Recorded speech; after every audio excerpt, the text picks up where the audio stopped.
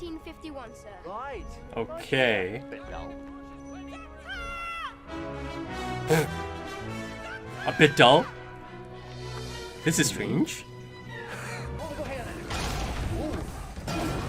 Okay, she's not calling for him, is she? I think you should get out of here. I'm the doctor. Dr. O, Just the doctor. Ha! can't be two of ya. Don't worry. Stand back. Oh, it's him. I know that face. I'm the doctor. Simply the doctor. Oh, Cybermen?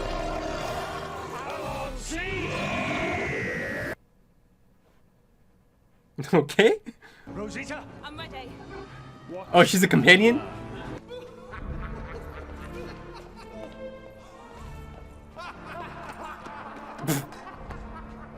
My faithful companion, always telling me off. What they do, don't they? Rosita. Like Rose? His name. Might I ask, who are you exactly? John Smith. No, I'm just Smith, John Smith. But John I've Smith. heard all about you, Doctor. I talk of Cybermen from the stars. And you don't blink, Mr. Smith. Oh, Yeah. Don't blink. Remember that? Don't blink. The blinking and the statues. The Cyber King will rise. The Cyber King. Will rise, indeed. How like a man. If you'll excuse me, I have a funeral to attend. I can't help noticing you're wearing a fob watch. Whoa, whoa, whoa. Oh. Yeah. That's more for decoration. Yeah. Anyway, Mr. Boyce, the night I lost my mind, the night I regenerated. Whoa.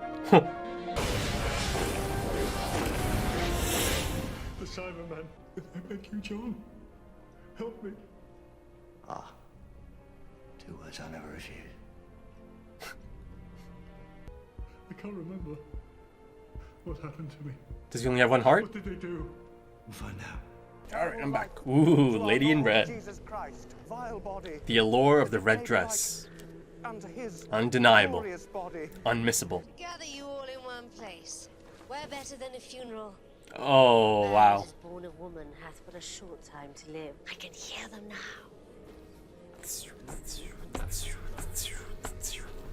In all these years, not one of you has asked my first name. It's Mercy. Oh, I like that. What about the TARDIS? Oh, she's ready. Come on. Oh, this is gonna be fun. I'm looking forward to this. Yeah. There she is. By transport through time and space. Oh, The TARDIS. You've got a blue time and the space. The perfect escape. Jackson Lake is dead. Cybermen murdered him. You said no body was ever found. And you kept all the suitcases, but you could never bring yourself to open them. ah. It's gonna have his name on it. JL. The watch is Jackson Lake's. Yeah, so there is an explanation for this. You picked up was a book about one particular man. The Cybermen's database. Whoa. Whoa. The Daleks inside the void, I'd say. But it's everything you could want to know. Eccleston's gonna come up too then. The Doctor. It's all of them. There he is. Sorry. Really, I am so sorry. Oh. But that's an awful lot of luggage for one man. Family? Oh my god. Oh no.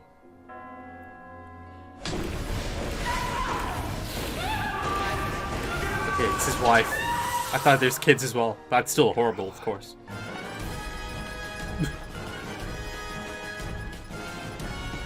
The score's great.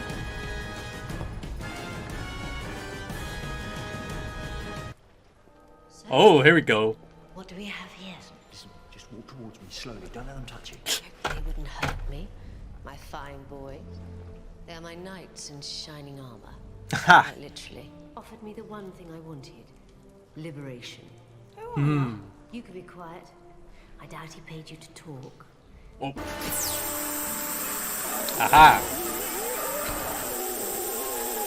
Doctor number 2. Temporary doctor. Look at this. At your service, Doctor. Can I say I completely disapprove? Come on! She probably had that coming, right? Children, pay attention. Now let the new industrial revolution begin. Huh. I want to see you work. Look at this imagery, man. Energy level 60% and rising. And that's quite a throne. Oh, you will look resplendent. The chair you designate as throne is not intended for me. My function is to serve the Cyber King, not to become the Cyber King. Oh, Then who sits there? you? You said I would never be converted. That was designated a lie. But I would have served you anyway. Your mind is riven with anger and abuse and revenge. These have no place in a cyber mind. Activate. Whoa. Cyber Queen, then.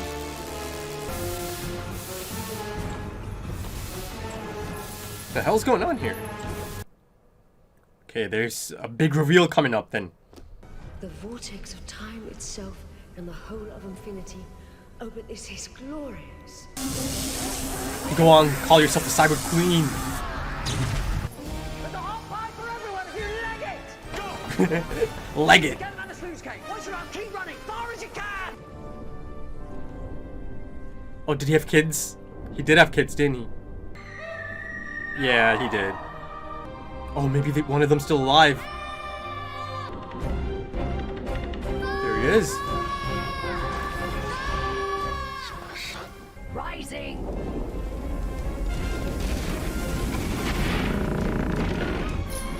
So they're building something that requires a lot of energy. Merry Christmas. Quite the gift. Quite the gift. Oh, there it is. A big cyber. Jeez, look at this. Good luck to you, sir! For some reason, the Doctor in an air balloon just feels about right. Who the hell is that? That's His the name, Doctor. sir, is the Doctor. He's the stuff of legend. The Cybermen came to this world using a dimension vault. I can use that device to find you a home, with no people to convert, but a new world where you can He's- live out your mechanical He's life made that in offer before, but they peace. never take it. I have the world below, and it is abundant with so many minds ready to become extensions of me. Why would I? They leave never this accept place? it. Because if you don't, I'll have to stop you. Question is, what do you make of me?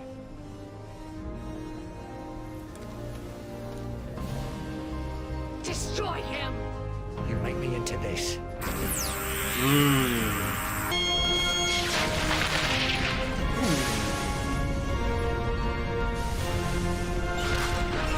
If that falls on Kill it! this. Now you're ready. Perfect timing. And I know that he has done this deed 1,000 times, but not once, no sir, not once, not ever, has he As for ever thank been you. thanked. But no more.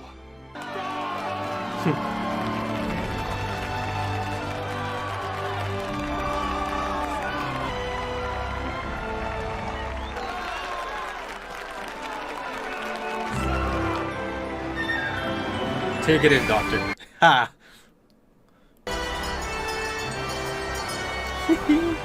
That smile, man. Bravo, Doctor. Oh, if I might, Doctor, one last adventure. Oh, be my guest. Haha. Oh my word. Isn't it brilliant? Goodness me. All those bright and shining companions. Hmm. But not anymore.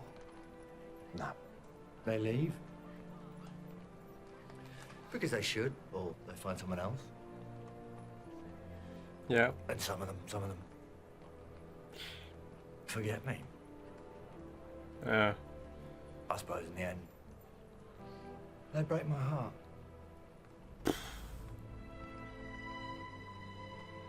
I'll go on then. Really? Just this once. You've actually gone and changed my mind. Not many people can do that. If anyone had to be the Doctor, I'm glad it was you. The feast awaits. Merry Christmas Wow. to you, Jackson. Merry Christmas indeed, Doctor. Right then, so the Christmas special. You know, I'll begin right at the conclusion of the episode because that was perhaps the best moment of the episode as a whole. At least my favorite moment of the episode. And perhaps one of the saddest things I've seen on the show. That line of dialogue. This is, I'm speaking of the Doctor replying to Jackson as he asked him about his companions, right? Shining companions, as he put it. And, wow, that was kind of heartbreaking, right? They leave because, they should. Ultimately, they should. Once they've had, once the time is right to leave, they should leave. That's been one of the discussion points, throughout my run on Doctor Who. The right time for a companion to leave, right? So even the Doctor understands that. He knows that, after a time, it's probably best for a companion to leave, right? To leave him and go back to their lives. And, hopefully because of their travels, they've had some incredible experiences, right? To carry with themselves for the rest of their lives. Right? So that was the first portion of it. They leave as they should. They find someone else, right? Or sometimes they just forget me. So, you can see that each one of those statements is kind of applying to the three companions, the three prominent companions, right? Throughout this run, Rose, Martha, and Donna. They leave essentially applies to Martha. They find someone else. These last two are clearly quite raw still, right? And of course, that's one of the things about the Christmas special, or this Christmas special. It's the post-companion blues, right? There's a bit of that melancholy for sure. It's a bit similar to The Runaway Bride, right? That melancholy, that post companion blues, post Rose blues. So a bit of that is certainly present here. It hit him hard. And of course, the last two, they find someone else. Again, I think that kind of applies to Rose, and then the Meta Crisis Doctor. They find someone else, and then of course the last one. Sometimes they just forget me. Yeah, Donna Noble, the Doctor Donna Noble. So yeah, a lot of heartbreak. Though of course, Sarah Jane Smith said that sometimes, or some things are worth getting your heart broken for or over, right? I believe she said that back in School Reunion, right? Still going back to that episode. It's quite the episode. It's certainly quite the episode. But yeah, so yeah, that was such a sad moment. Again, it had me kind of misty-eyed. Yeah, great ending, and of course, he took up the offer because Jackson, certainly changed his mind, or he convinced him. So I thought, that was a great ending to the episode itself. So the episode certainly has a great conclusion. I could say that much. Yeah, the episode as a whole, maybe a bit disjointed, right? I can't say it's the greatest. I feel like this is one of those episodes that easily could have been just a 45-minute episode, but again, it is a Christmas special, so I believe they're allocated that extended time slot, I think. So they kind of had to fill that up. I mean, the two halves of the episode are quite distinct, right? There's quite a distinct tonal shift. The second half kind of focuses on that Dalek, the Cybermen, or the Cyber King threat, right? And the Cybermen are part of the episode, even in the first half, but the second half certainly deals with that threat. And of course, the Doctor certainly handles it. And again, it goes back to that notion that the Doctor always gives them an option. He always gives them a chance. He extends that hand, right? But of course, as I stated, pretty much no one ever takes that offer, right? And given the Doctor's immense experience over the decades, the centuries. I'm sure at this point even he knows that, yeah, there's a high chance that, these people are not going to accept his offer. Yet he still makes sure to extend that hand, right? To put it out there at least, even though he knows they're going to say no, most likely. So, I think even that in itself is a bit interesting, isn't it? That maybe, he knows that, yeah, he knows in his mind, he knows he's going to have to, do something, take definitive action, right? A final action. Yet he still kind of, puts that out there. Could that also be a thing for himself, to tell himself as well that, I give them a choice. I give them a choice. And he does. He certainly does. But, I'm just trying to, look at it from a different angle as well. That maybe he, regardless of his offer, he just knows he's going to have to do it, regardless of it, right? So, yeah, he gave them a chance. He certainly gave them and her a chance. And I'm, of course, I'm speaking of Mercy Hardigan. I'd say she's one of the favorite parts of the episode, or one of the most interesting parts of this episode. I thought she was certainly, much more interesting than the Cybermen threat. Right, much more compelling, of course. Again, the Cybermen stuff didn't really do it for me. Then the Cyber King stuff certainly didn't do it for me either. But yeah, of course, the two standout characters, new ones, of course, Jackson. This the next Doctor, and then Mercy Hardigan. Whose character I found quite interesting. And, I don't believe that she was just being irrationally hateful towards men. I think they've set up enough in this episode to show just why she seems to have this hatred. And, she even said something that kind of has a bit of a dark implication, doesn't it? She said, yet another man trying to, or yet another man trying to assert himself against me in the night. So I think you kind of can infer a few things from that, can't you? So, yeah, I liked her. I really liked that character. And, as the Doctor mentioned, she might just be the most remarkable minds in this world, right? She was even able to, dominate the Cybermen tech. Yet, unfortunately, she's a female in that society, right? The Victorian England society. So, the opportunities are just not there for her, right, to make great things happen, to shape the world around her. But she did have a chance at that liberation, right, as she stated throughout the episode, or at that one part in the episode. The Cybermen, right? The Cybermen presented a route, an avenue, to potentially fulfill this, immense potential greatness of hers. And, I thought one of the great scenes of this episode is her, showing up at the funeral. I thought that was such a memorable scene, right? Her showing up in that scarlet red dress, right? The allure of a red dress, as I mentioned. The color red is quite an aggressive color, quite an emotive color, and, indicative of a lot of different emotions. And of course, some contrasting emotions and symbolism. On one end you can have love, on the other end you can have danger associated with the color red. Chaos, war, all of that. And you see a few of these things certainly play out, right, near the conclusion of the episode or throughout the episode. But I love that scene and her delivery in that scene as she's going through these men one by one, just taking them down, right, a peg or two. So, yeah, great scene. I really thought it was a great scene. You really got the feeling early on that, this is someone that's been stifled. The greatness has been stifled, right? So you certainly get a great sense of, that need for liberation, for sure.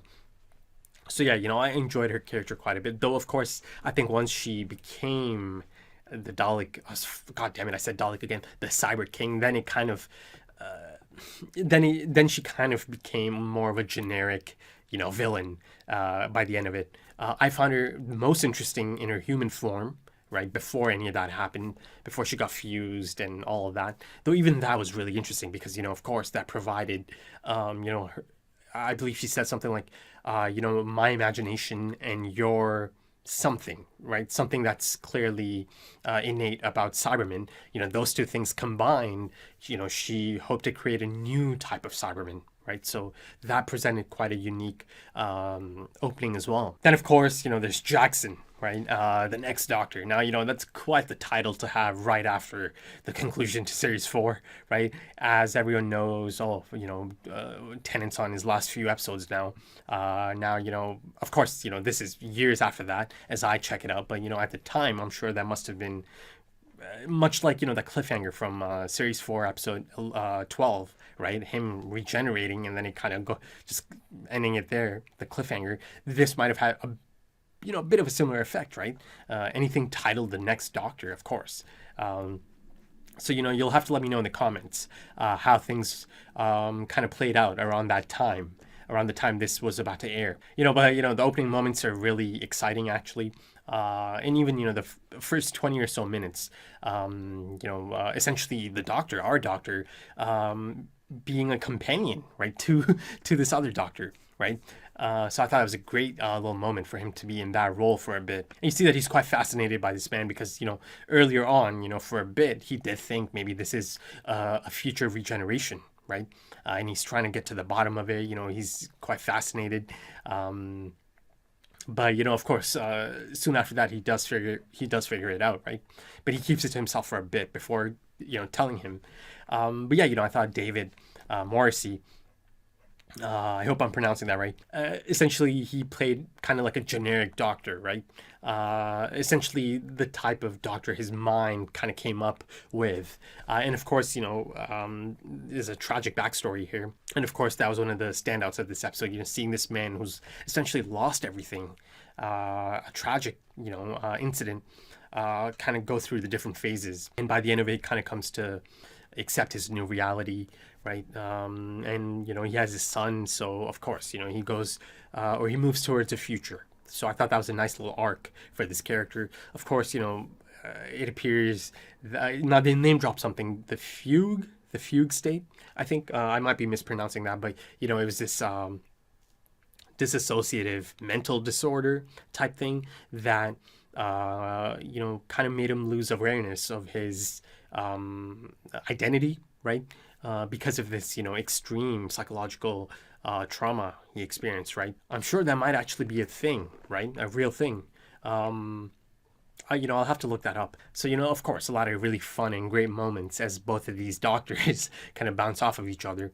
They even, snuck in the fog watch and that, fake out. And another, great moment as they use the info stamp to, show us or do a bit of a cameo, right? And depict or showcase some of the older Doctors from the classic era, right? And even Eccleston made a quick appearance. So, great moment.